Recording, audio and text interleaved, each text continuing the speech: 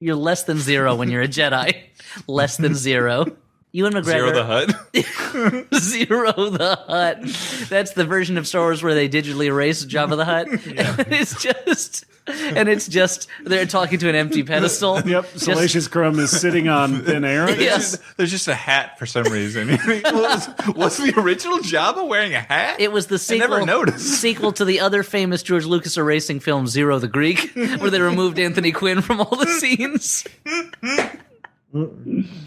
It's George Lucas's art project from his THX 1138 days. Well, he said, with the special editions, I added in a lot of nonsense shit in the backgrounds. I tried to remove something necessary to the scenes as a way of taking it in the opposite direction. You see, as an artist, I have to always be revolutionizing myself. It's an experiment in pure film.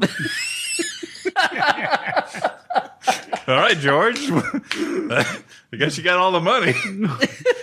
Do whatever you want. Why not? You're a billionaire. Genius. Name Newt Gunray. That's a great name. Now, I took the original print of Casablanca and I replaced Rick with Jar Jar. I replaced Rick with a potted orchid. Just to see if anyone would tell the difference. It turns out they could. The orchid failed to have the charisma of Humphrey Bogart at his finest. Then I replaced Peter Lorre with kind of a small owl.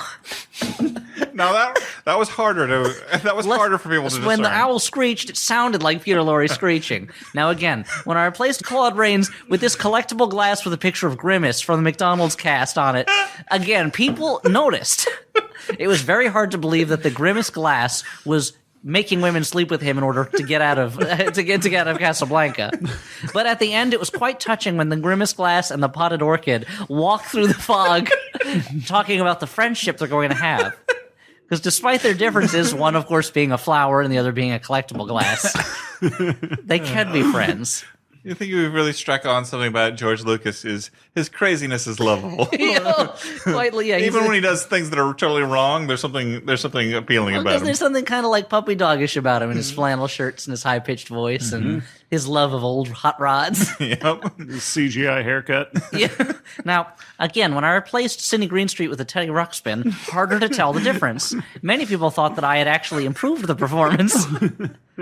Who, George? Who thought that? The makers of Teddy Ruxpin. No, but I forgot that in Flophouse lore, Teddy Ruxpin is the son of Alan Ruck and a female bear.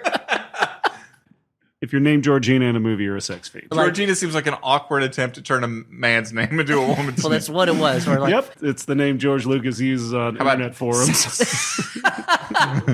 When it says age, sex, location. I'm Georgina, age 22, sex female, location Skywalker Ranch.